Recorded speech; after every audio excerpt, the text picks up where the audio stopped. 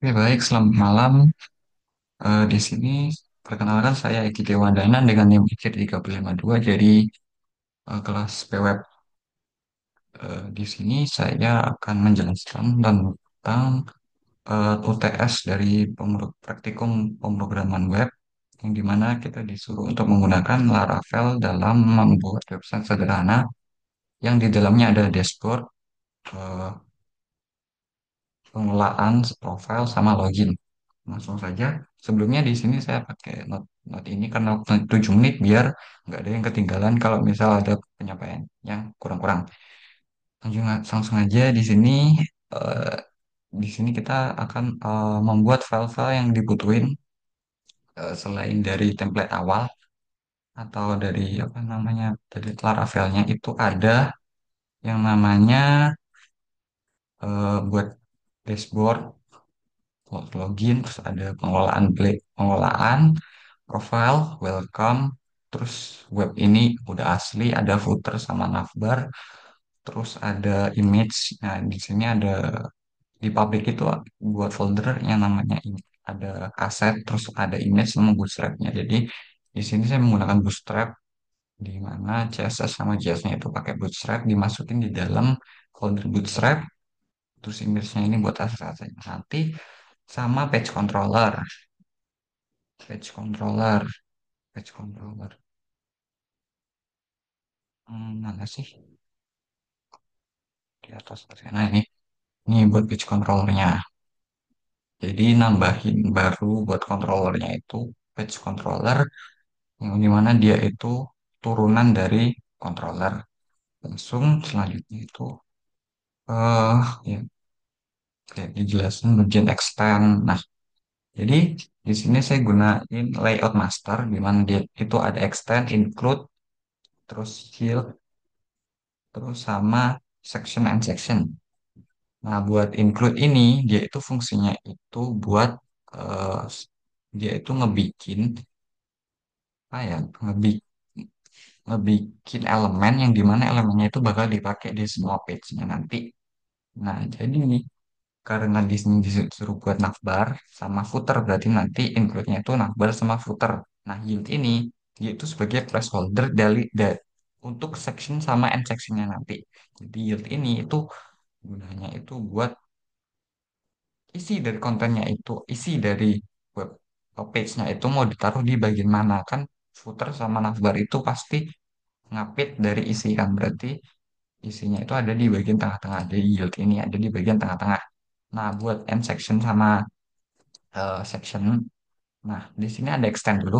Extend ini berarti dia itu turunan eh, dari layout sebelumnya. Jadi misal di sini kan extend layout app berarti dia itu turunan dari app ini yang dimana dia itu ada navbar sama ada footer terus ada section sama end section. Nah, ini berarti dia itu isi yang ditambahin di bagian yield. Jadi dia itu adalah isi atau isi dari placeholdernya yang tadi bakal dimasukin di dalam yield ini. T. Tuh terus apa lagi eh navbar footer dan disabilitas. Nanti kita masuk ke dalam webnya. Di webnya tuh kayak gini. Di sini itu ada login. Nah, ini buat basic bootstrap sih. Jadi tinggal bootstrap yang basic aja. Di sini ada pengkondisian kalau misal dia itu belum login, dia itu nah barnya itu nggak nampilin dashboard, profile sama pengelolaan. Nah, jadi ngambilin login itu nanti ada di bagian uh, layout master if. Nah, di sini uh, buat apa ya tadi? Ah, buat responsivitasnya itu kalau misal dia itu nah di sini. Nah, ini masuknya ke penjelasan navbar ya. Jadi langsung aja di bagian navbar di sini itu ya pakai navbarnya Bootstrap. Dia itu ada root ke dashboard. Nah, ini jelasin nanti di root.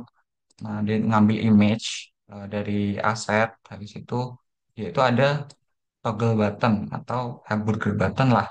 Kalau misal apa ya namanya dia itu dibuka di mobile gitu nah, ambilin ini sama nyembunyiin nav itemnya. Jadi gini, ini bisa dibilang responsif lah. Terus di sini ada div class collapse-nya. Jadi dia itu buat nav link-nya itu atau nav itemnya itu ada di sini. Kalau if-nya dia itu belum ada username-nya, dia itu nggak bakalan nampilin dashboard pengelolaan sama profile. Kalau dia itu nggak ada ya, kalau nggak ada dia itu nggak nampilin ini. Kalau terus dia itu bakal cuma nampilin bagian login yang dimana dia itu cuma bakal ngerut ke bagian login aja. Tuh. Terus navbar udah footer. Nah, footer ini simpel aja. Footernya di sini cuma backgroundnya itu dark. Terus ada link-linknya. Di mana linknya itu langsung arah ke Instagram, GitHub, sama nge-mail ke email.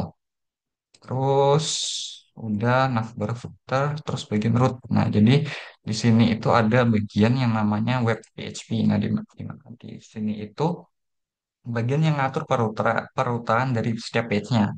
Di sini ada get sama post, di mana get itu dia itu biasanya digunakan buat nampilin sama dia itu ngambil data. Kalau post itu dia ngirim data ke server.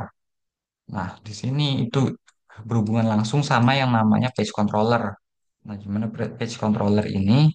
Dia itu di ini kan ada get di situ show form login. Nah, form login itu adalah fungsi dari si page controller ini. Nah, jadi kalau form login berarti dia nampilin page login. Terus kalau handle login, nah ini berarti waktu dia nginputin username sama password, yaitu nyimpen username-nya itu ke dalam variable username.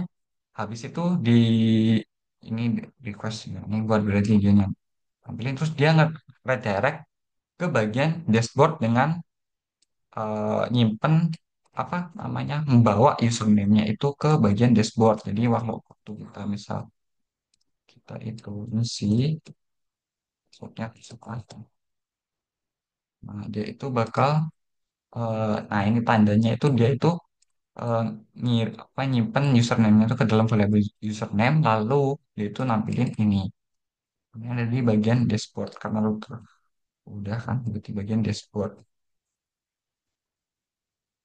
Oh ya, tunggu nanti dulu lihat dashboard.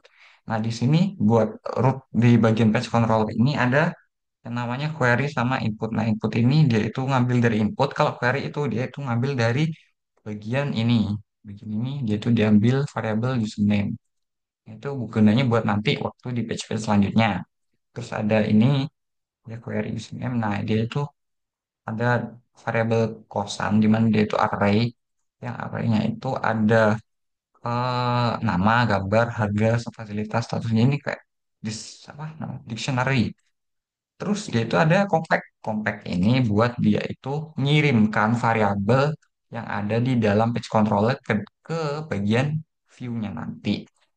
Langsung ke bagian dashboard. Kalau udah tuh di dashboard di sini simple. Di sini ada selamat datang. Nah, di sini ada username itu didapat dari compact dari username yang dikirimkan di bagian login tadi.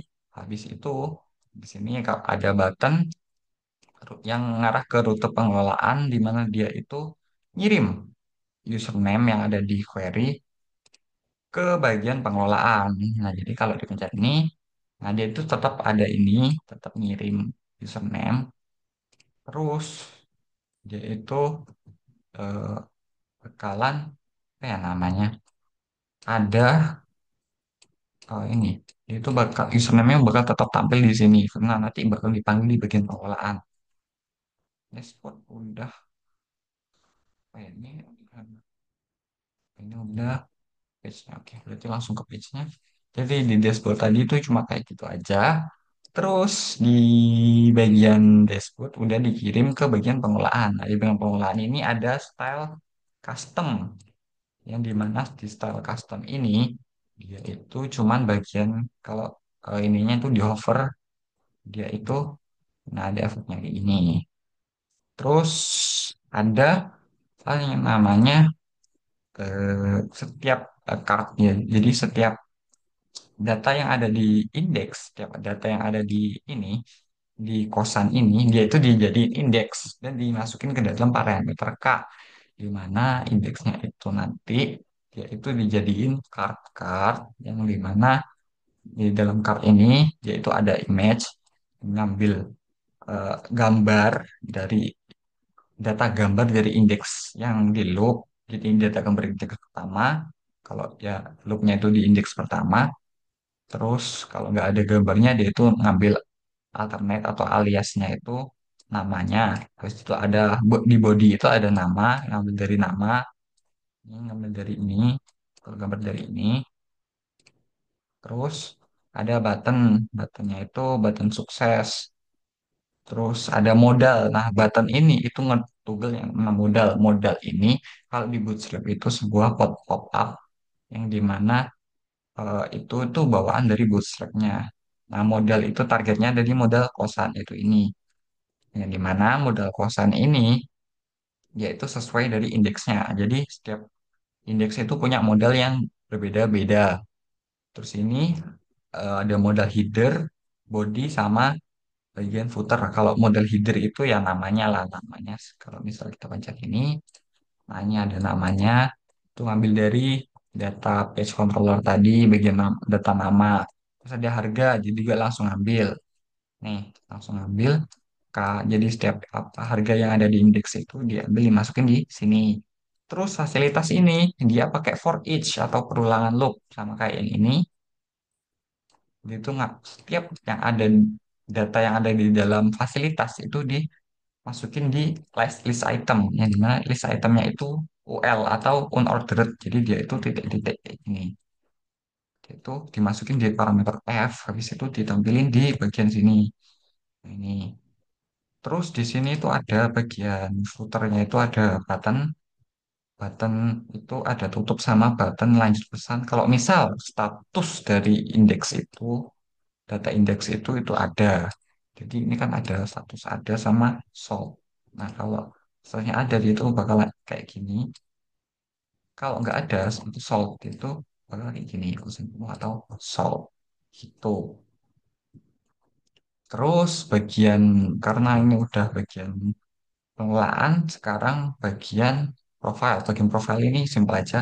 Di bagian profile ini cuman nampilin satu card sama itu ada nama sama alamat. Nah, alamat email ini alamat email ala-ala. Jadi di page controller dia itu waktu di compact di bagian profile dia itu eh, masukin username. Jadi masuk apa request username dari query. Jadi request yang bagian ini.